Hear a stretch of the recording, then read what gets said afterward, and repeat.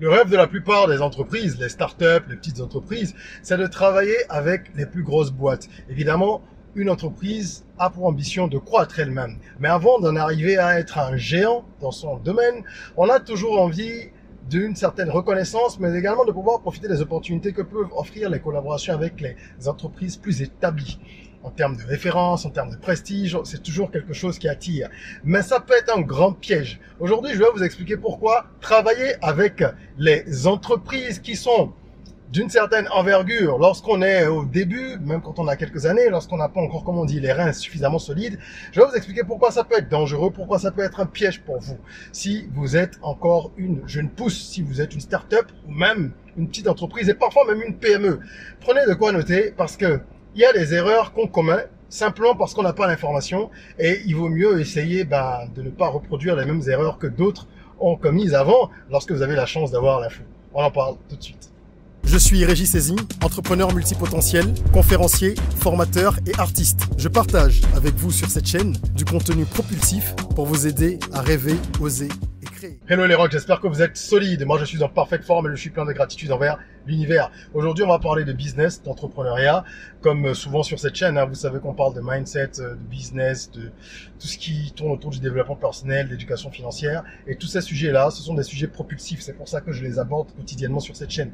Je vous exhorte donc à vous abonner et à activer la cloche de notification pour rejoindre la communauté des gens qui rêvent, qui osent, qui créent la communauté des rocks. Alors, les grandes entreprises offrent certains nombres d'avantages. Travailler avec elles, évidemment, la première chose à laquelle on pense, c'est le prestige.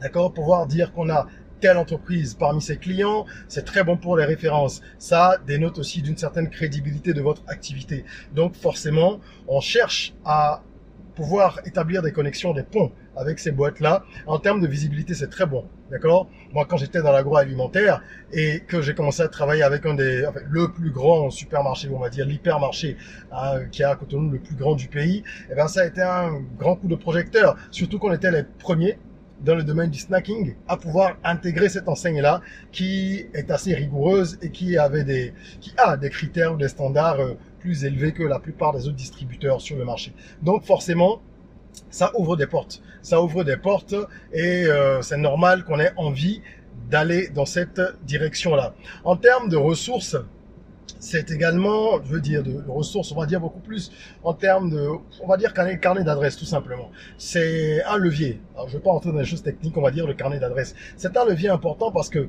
encore une fois, lorsque votre crédibilité est renforcée, eh ben, ça vous ouvre les portes d'autres personnes. D'accord? Les gens se disent, mais tiens, si ces gens-là bossent avec tel, ça veut dire qu'on peut travailler avec eux, ça veut dire qu'ils sont sérieux, ça veut dire qu'ils sont en mesure de suivre tout ce qu'on pourrait leur demander, etc., etc. Donc forcément, ça vous ouvre d'autres portes. Ça, c'est une évidence. Donc ça, ce sont les avantages. Et c'est pour ça qu'à juste titre, beaucoup d'entrepreneurs sont parfois même très pressés de travailler avec des boîtes plus grosses. Par contre, il y a également le revers de la médaille. Et c'est sur ça que je vais insister aujourd'hui. Quand vous n'êtes pas préparé à ce genre de collaboration, ça peut être difficile. Le choc peut être violent.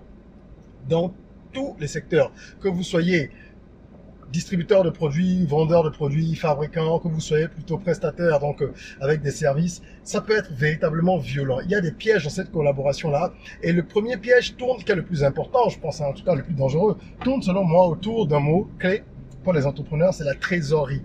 Lorsque vous n'avez pas de trésorerie suffisante, vous pouvez vous retrouver dans des situations difficiles avec ce genre d'entreprise. Pourquoi? Parce que les délais de paiement sont rallongés.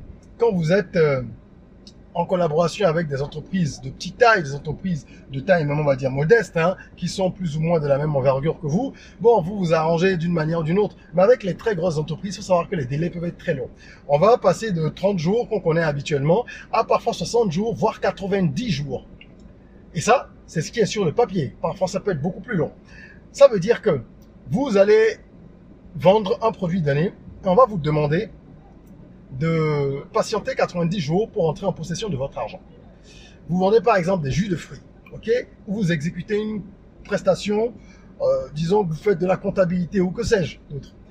On vous demande 90 jours, mais vous devez exécuter d'abord le travail. Si ce sont des produits, c'est encore plus difficile parce que vous devez produire, donc vous devez décaisser, sortir de l'argent de votre caisse, de vos réserves, pour fabriquer le produit ou faire l'achat si c'est de l'achat-revente et aller effectuer la livraison. Une fois que ça c'est fait, vous allez attendre 90 jours. Est-ce que c'est 90 jours ouvrables? Si c'est le cas, vous avez chaud. Parce que là, il faut sauter en plus les week-ends, les jours fériés et tout ça.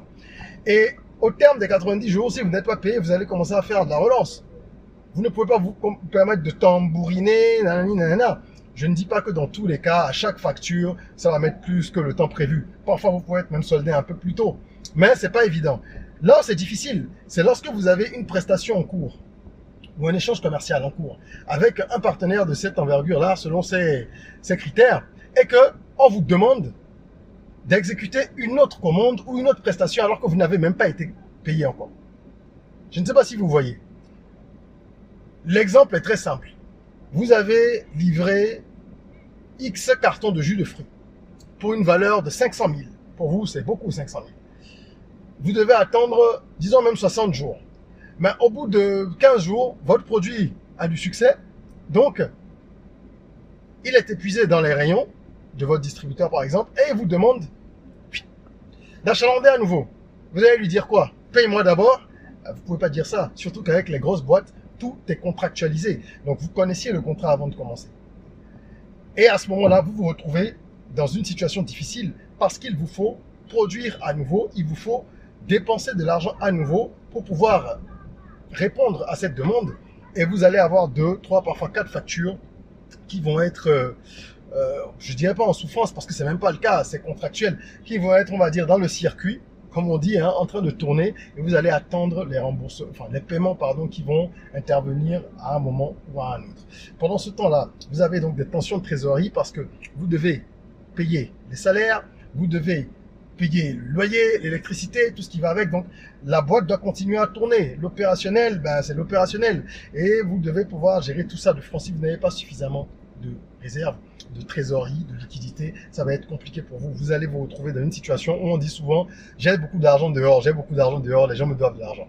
Ça, c'est ce qu'on entend le plus, je pense, malheureusement, dans le monde entrepreneurial, et ce n'est pas qu'en Afrique, c'est un peu partout. Après, il y a les systèmes d'affacturage qui sont pas très développés chez nous, bon, même si ça commence, ou sur la base d'une facture et d'un contrat, une boîte peut vous faire des avances, mais c'est un piège aussi dans une certaine mesure, parce que si vous faites ça et que vous récupérez l'argent que vous allez obtenir d'un client dans 1 ou 2 mois, vous allez devoir payer avec des intérêts. Les boîtes qui font de l'affacturage et qui font donc des avances de trésorerie, elles ne le font pas gratuitement. Vous avez il y a un taux d'intérêt. Donc finalement, vous allez emprunter de l'argent que vous allez rembourser avec intérêt. C'est pas intéressant. Tout ça pour vous dire qu'il faut être un peu solide avant de travailler avec les boîtes plus grosses. Parce qu'on est bien content, mais quand on se retrouve face à la réalité, c'est compliqué. Et je vous passe tout ce qui est bureaucratie. Si en plus, vous vous retrouvez dans un système où vous devez faire des appels d'offres, même à petite échelle, parce que pour sélectionner un prestataire selon les statuts d'une entreprise ou d'une organisation, il faut faire un appel d'offres. Même si les gens veulent travailler avec vous, ils vont vous dire on doit faire un appel d'offres d'abord. Bon, écoute, après on verra, tu as le meilleur dossier, donc ça va passer. Là, vous allez tomber dans la bureaucratie. Et ça, pour une entreprise qui est encore en pleine, même pas croissance, qui est en début de maturité, et quand je dis début, ça peut être des années, je le précise, franchement, c'est quelque chose qui est prenant. Ça va vous demander des heures et des heures pour rédiger des dossiers, rassembler les pièces, soumettre, aller ensuite présenter votre dossier, répondre au partenaire de l'autre côté qui va vous dire non, il faut renvoyer telle pièce, il faut faire ci, il faut faire ça. Donc ça peut devenir très compliqué. Très compliqué. J'ai un ami qui, il n'y a pas longtemps, a bossé pour une grosse ONG internationale, et figurez-vous que on devait lui donner l'avance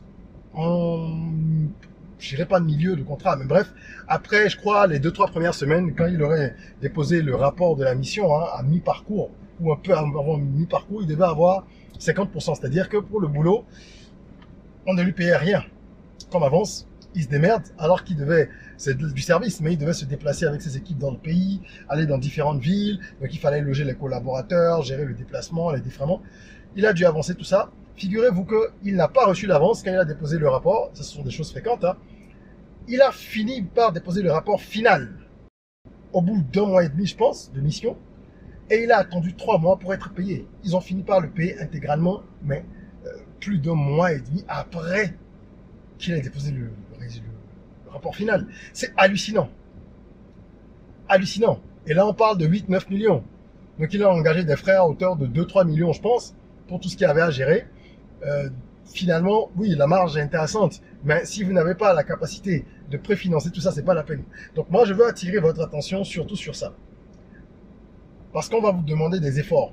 On va vous imposer un certain nombre de choses. Aux États-Unis, en France, dans les pays développés, par exemple, lorsqu'une grande surface, lorsque les très grandes surfaces, je les nommerai pas, mais vous les connaissez, les hypermarchés qui sont un peu partout, lorsqu'ils sélectionnent un de vos produits, c'est une grâce, mais c'est tout de suite un gros défi. Parce qu'on va vous dire, ok, cher ami, moi j'ai besoin de 5000 produits par jour, ou 15 000 produits par semaine. Et puis, voilà, tu es payé tous les 90 jours, quoi. On t'impose les volumes. On va parfois t'imposer les prix.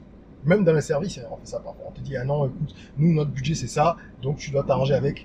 Et tu te démerdes, tu vas tripatouiller dans tes comptes, faire plein de jonglages. Et assez souvent, ça peut porter préjudice en termes de gestion quotidienne pour une boîte qui n'a pas des reins solides. Donc faites attention à ça.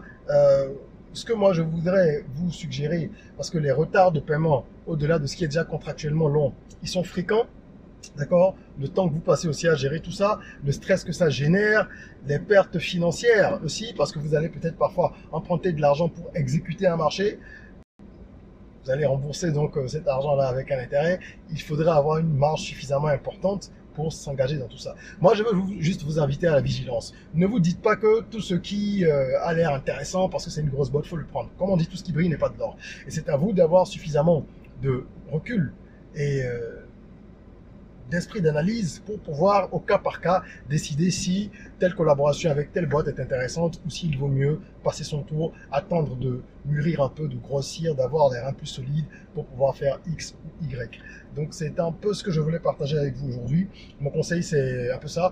On peut également évoquer comme conseil le fait de négocier des conditions intéressantes, mais vous n'avez pas un pouvoir de négociation élevé avec des boîtes plus grosses que vous. Elles vous avalent. Elles arrivent, elles savent que vous avez envie de bosser avec elles, qu'elles vont vous amener du volume et parfois une masse financière importante, seulement que ce sont les conditions qui sont dures pour vous. Donc, elles vont vous imposer leurs conditions, et si vous voulez pas, elles vont vous dire, ok, j'irai voir d'autres personnes. Il y a plein de gens qui rêvent de bosser avec nous. Donc, le but, c'est de devenir une grosse boîte, comme ça. En attendant, de modérer la fréquence de travail avec ce genre de grosse boîte. Y aller pas à pas, ne pas être trop pressé, au risque de mettre son activité en danger. Mais en fin de compte, c'est toujours bien de bosser avec ces boîtes-là, comme j'ai dit, en termes de référence, en termes d'expérience et tout ça. C'est juste une question de timing, il faut choisir le bon moment. Il y a des erreurs que beaucoup ont eu à commettre, dont moi, d'accord, en étant parfois un peu pressé, ou alors en voulant saisir des opportunités, et au final, même quand on n'est pas pressé, on se rend compte que il y a telle difficulté parce que personne ne nous l'a dit, nous. Personne ne nous le dit avant. Et donc, cette chaîne YouTube et tous les contenus qu'on diffuse sur les différents réseaux sociaux, où je vous invite d'ailleurs à me rejoindre, TikTok, Facebook, YouTube, Instagram et LinkedIn, c'est justement pour partager de l'expérience aussi et permettre à ceux qui sont en activité, qui ont peut-être commencé un peu après nous, d'être plus efficaces, d'aller plus vite. Eh ben oui, c'est pour ça qu'on fait tout ça. Aller plus vite, comme ça l'écosystème sera meilleur et on va tous en profiter. En attendant, si vous avez besoin d'une séance de coaching, parce que vous avez justement des questions sur ce type de sujet ou sur tout autre sujet concernant le business, l'entrepreneuriat ou le développement personnel, parce que les deux vont de pair, n'hésitez pas à booker une séance de coaching avec moi, le lien est en description, et je me ferai un plaisir pendant 60 minutes d'échanger avec vous. Ce sont des sessions personnalisées, c'est du one-to-one, et puis voilà, ça permet d'apporter les lumières que nous avons grâce à l'expérience qu'à la nôtre depuis une quinzaine d'années dans l'entrepreneuriat, pour aiguiller ceux qui en ont besoin et qui en manifestent le désir. Voilà, je serais curieux d'avoir en commentaire vos avis. Est-ce que vous avez déjà connu ou vécu des cas pareils où en fait on est très content de bosser avec une grosse boîte et après on se rend compte que c'est pas aussi rose que ça? Partagez vos avis, vos expériences en commentaire. Prenez soin de vous. En attendant qu'on se revoie, de votre corps mais aussi surtout de votre mind. Et rêvons, osons, créons sur un rock.